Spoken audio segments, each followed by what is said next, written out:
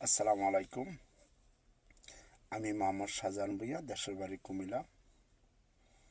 আমি আজকে একটু কথা বলতে চাই আমাদের দেশে গাড়ি অ্যাক্সিডেন্টের ব্যাপারে এবং মানুষের চিকিৎসার ব্যাপারে সম্বন্ধে ট্রান্সপোর্ট মন্ত্রী সম্বন্ধে কথাটি বলবো। কেন বলবো?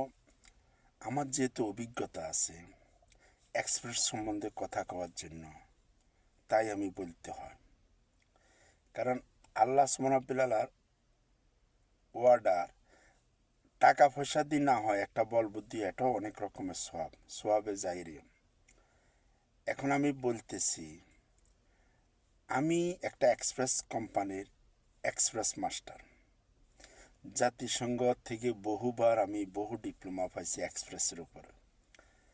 এক্সপ্রেস ওয়ার্ল্ড ওয়াইড, মানে ওয়ার্ল্ড তো পৃথিবী, উইডত তো সরা পৃথিবী সরা এক্সপ্রেস পরিবহন কোম্পানি একটা মাস্টার হিসাবে আমি কয়েকটা সার্টিফিকেট পাই এক্সপ্রেস কোম্পানির থেকে। তাই আমি কথা বলতে পারি, যেহেতু আমার অভিজ্ঞতা আছে। আমার দেশের মানুষগুলি যখন বিভিন্ন গাড়ি ঘোড়া অ্যাক্সিডেন্ট হয়, তখন তারা সরকারও আগে আসে না, হাসপাতালও আগে আসে না, অ্যাম্বুলেন্সও আগে আসে না, আত্মীয় স্বজনগুলি ফিরে যায়, আর চোর হানিদি মানুষ রাস্তাঘাটে কাটায়। এই দুঃখিত দুই কথা বলতে চাই। দ্বিতীয় কথা, ভাই আমরা কি করব? দেখা গেছে যে 30 বছরে বিদেশ থাকি, তো আমাদের বিদেশি পয়সাটা তো দেশে যায়। রাস্তার ফকির থেকে আরম্ভ করি সরকার আমাদের পয়সা খায়। তো আমরা আর দেশের জন্য কি করতে পারি? একটা গরিব দেশ, আমরা 2 কোটি প্রবাসী দেশটার সামনে নেওয়ার জন্য অফুরন্ত চেষ্টা করি। এখন আমার কথা হলো, আমি যে নাকি বাংলাদেশ সরকারকে ট্রান্সপোর্ট মন্ত্রী সম্বন্ধে কিছু কথা বলতে চাই।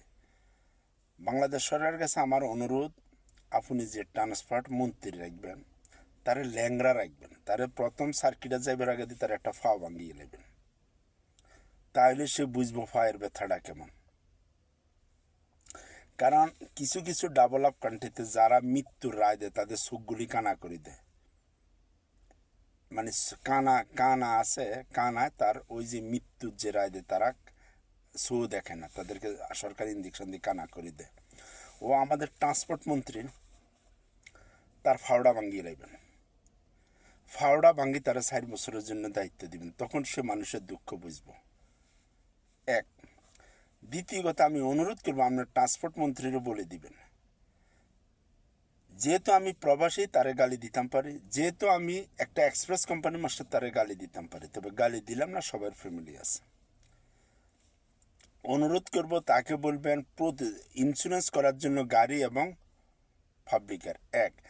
দ্বিতীয় কথা, যে সমস্ত গাড়িগুলি ছোট্ট 3 চাকার গাড়ির থেকে 6 চাকা, 10 চাকা, 14 চাকার গাড়ি, প্রত্যেক গাড়ি ইন্স্যুরেন্সে চলবো।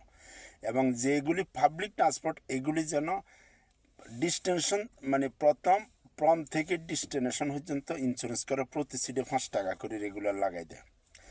এবং মিনিস্ট্রি অফ ট্রান্সপোর্টের যেন প্রতি 24 ঘন্টা টাকাটি গাড়িটা মানে জায়গার থেকে ডেস্টিনেশন যাওয়ার আগে যেন টাকাটি মিনিস্ট্রির দিয়ে দেয় 5 টাকা করে প্রতি সিটে।